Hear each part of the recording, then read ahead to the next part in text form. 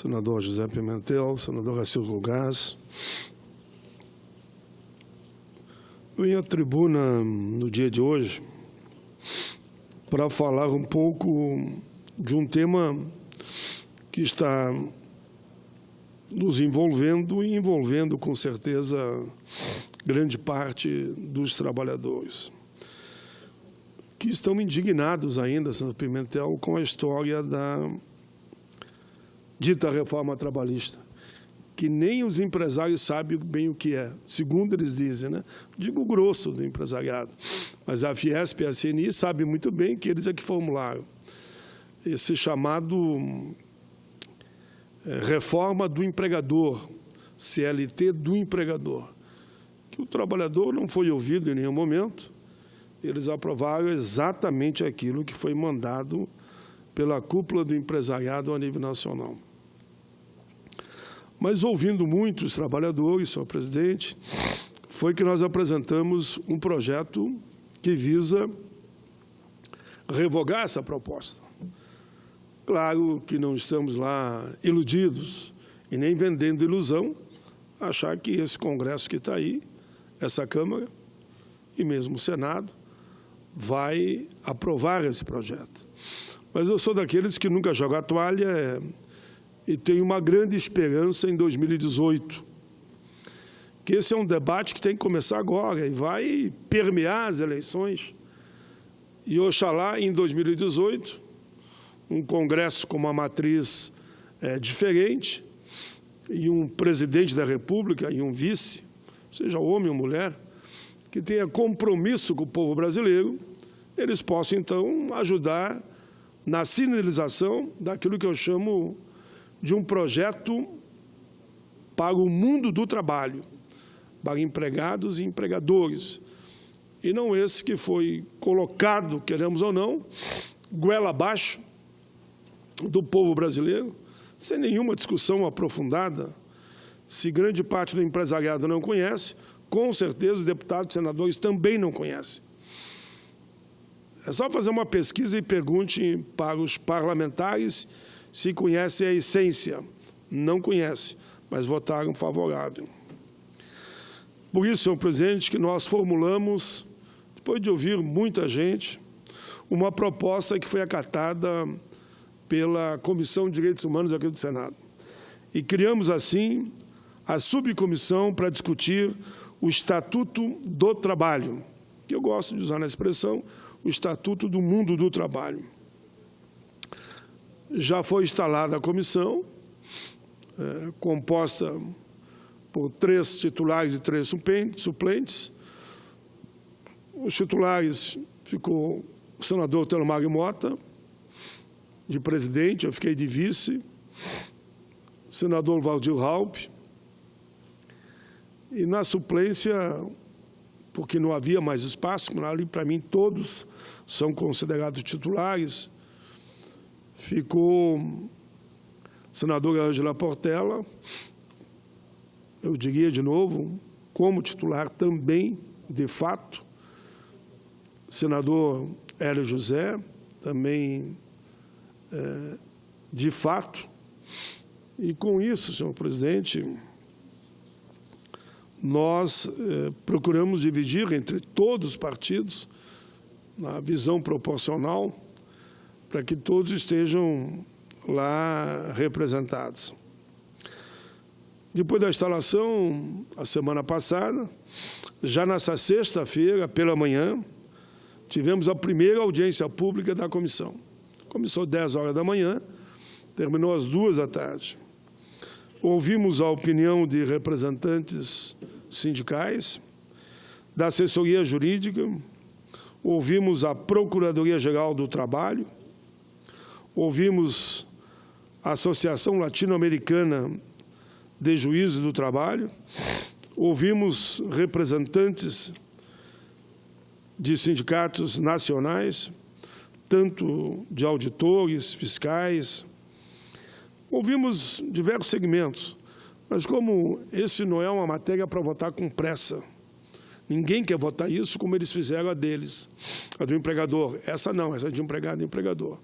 Nós vamos ouvir a todos, empregados, empregadores, ouvir governantes, ouvir todo o setor e da sociedade. E, nesse sentido, já definimos outras audiências públicas. Dia 29 de agosto, ouviremos experiências internacionais no campo do mundo do trabalho. Teremos convidados da França, do México, do Chile e de outros. 11 de setembro, teremos, então, audiência pública para debater princípios da Organização Internacional do Trabalho, a OIT, e da própria Constituição, que eu entendo que essa reforma não respeitou nenhuma nem outra. Dia 25 de setembro, princípios basilares para o Estatuto do Trabalho, baseando-se nos princípios da própria CLT. Dia 9 de outubro, normas gerais de tutela do trabalho, identificação profissional, questão salarial e outras remunerações, como, por exemplo, o salário mínimo, que essa dita reforma votada não respeita nem o salário mínimo, que quem tem trabalho intermitente não vai ganhar sequer o salário mínimo mensal. Dia 23 de outubro, normas gerais, de novo, de tutela ao trabalho, mas para discutir carga horária, duração do trabalho, férias, fundo de garantia.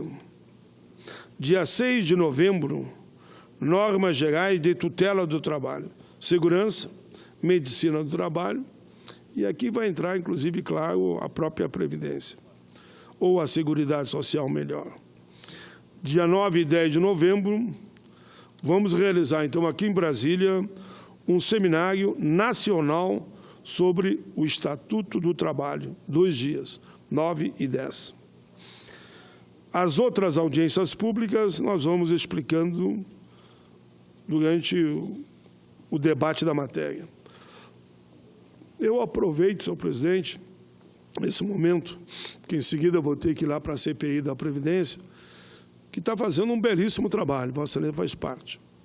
Pela primeira vez agora, os jornais já começaram a falar que é discutível o tal de déficit.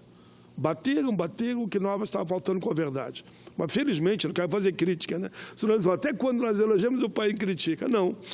Eu vi que o jornal O Globo, o jornal Zero Hora, já mostra lá, com alguns dados, inclusive do TCU, mas para nós é importante. Só ali eles já mostraram que 56 bilhões é uma questão de gestão. Ele já reconhece, só ali. 56 bilhões só uma questão de gestão. Mostrando que não dá para defender uma reforma quando, por uma questão de gestão, ali tem 56. E eles falam ali muito respeitosamente, eu diria, da questão da fraude envolvendo trabalhadores. Mas só para ajudar o mesmo artigo, eu queria que lembrasse a fraude, aquela que é vergonhosa, que é 30 bilhões por ano da dita apropriação indébita. É bom falar também sobre aquela. Então, vamos pegar aqueles 56, de mais 30, já vai para 86 bi. Aí, se pegar um pouquinho mais ali as dívidas prontas para ser executada, já vai para 800 bi. E se pegar um pouquinho mais, botar juros e correção monetária das anistias que querem dar aqui, tu já ultrapassou um tri. Mas isso é um debate que faremos mais na frente. Mas vamos, então, senhor presidente, fazer a leitura desse artigo, que agradeço aqui, porque foi publicado.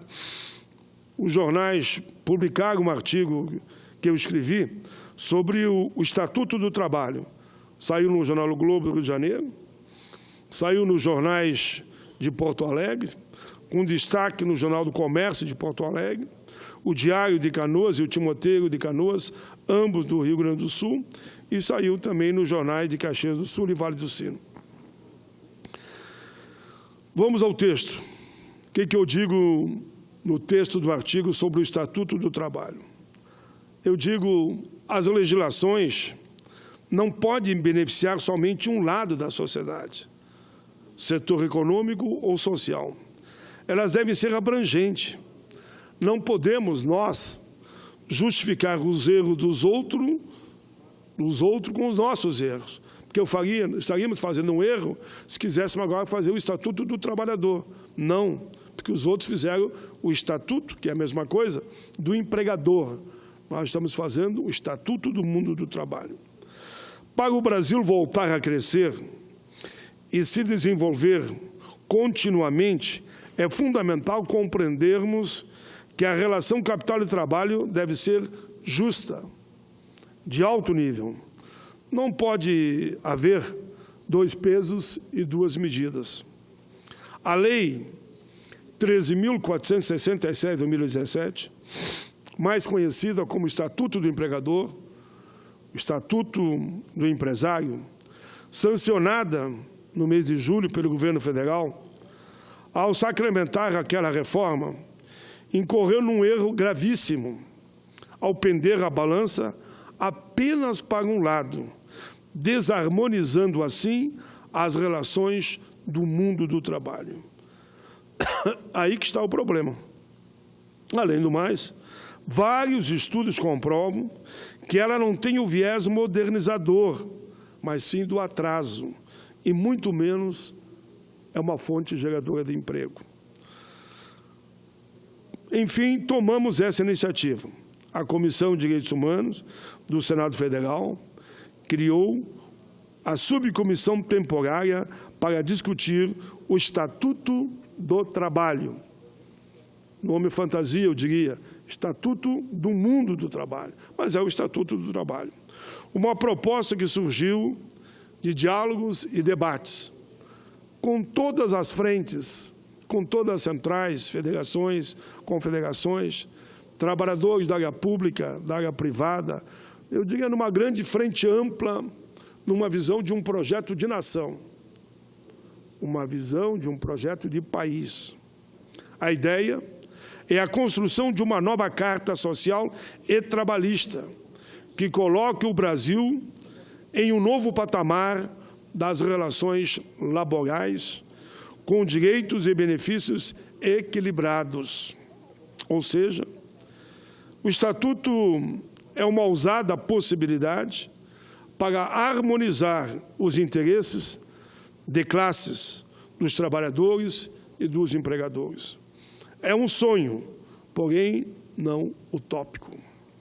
Buscamos, dessa forma, um diferencial que julgamos ser o mais importante na construção e na transformação de um país em uma verdadeira nação, que é a congregação humanista, solidária e da responsabilidade socioambiental.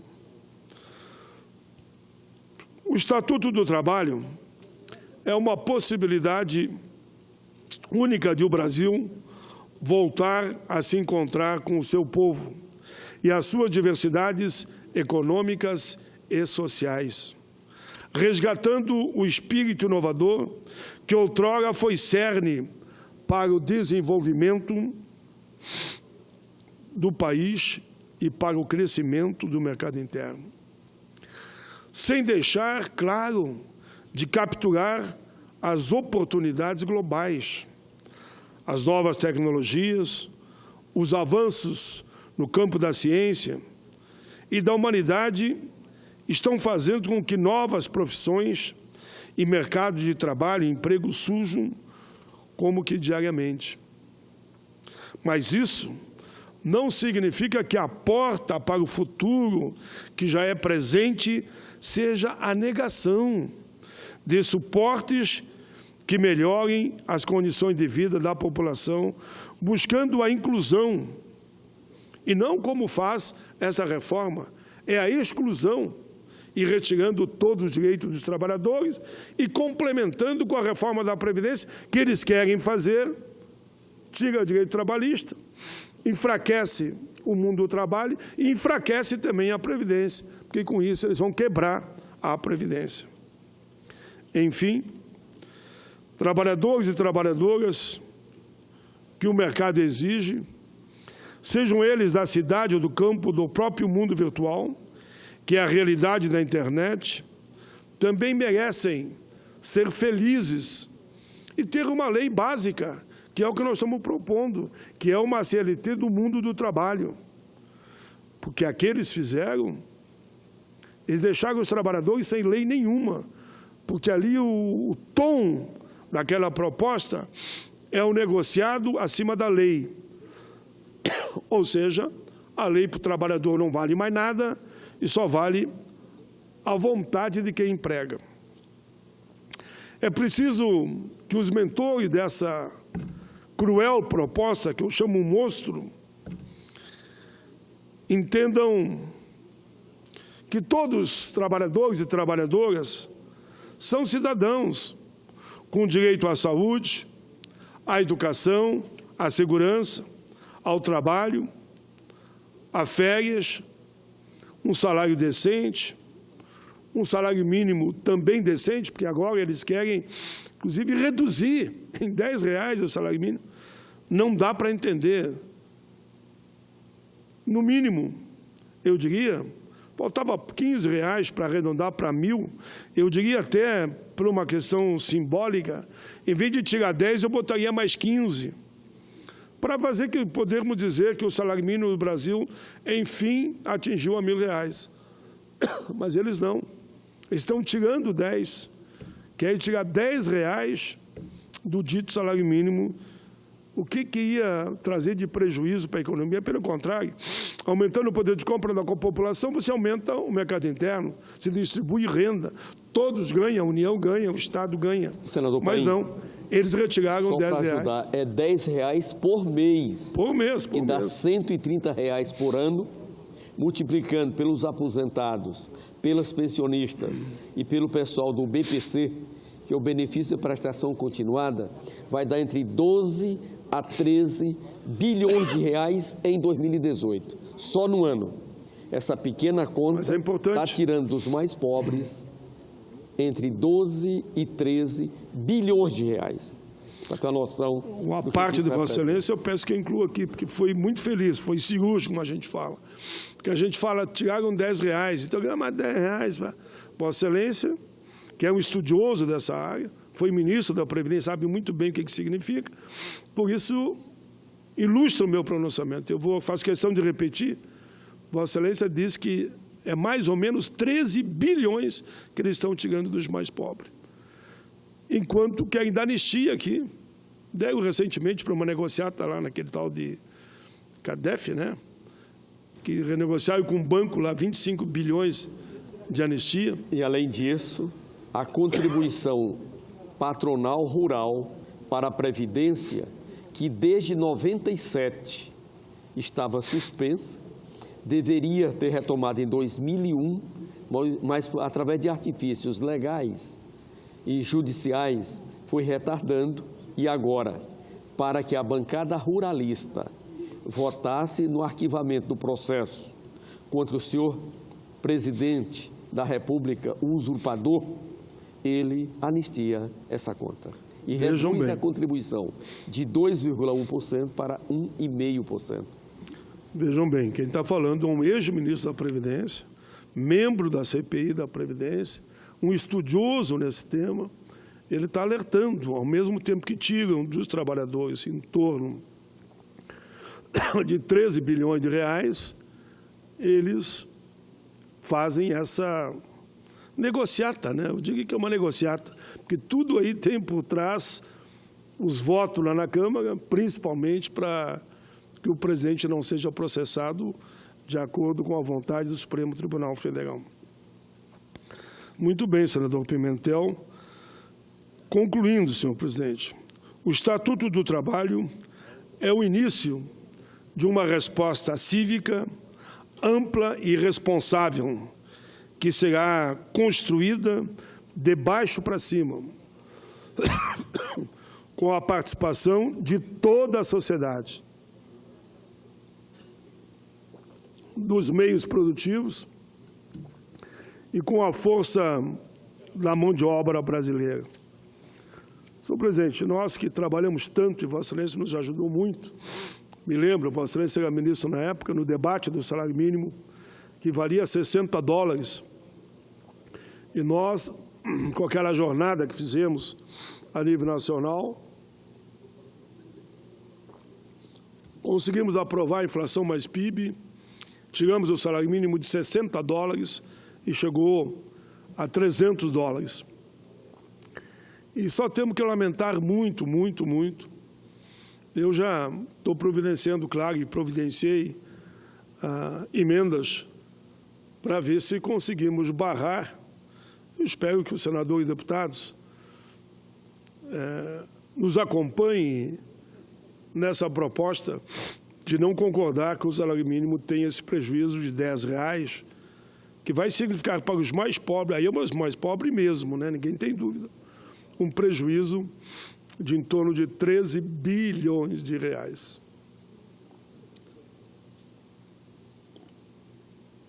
Me lembro de Faça Justiça, outro dia aqui nesse plenário, o senador Magno Malta ali levantou e falou que ele não estava acreditando no que ele viu o presidente da República falar na TV.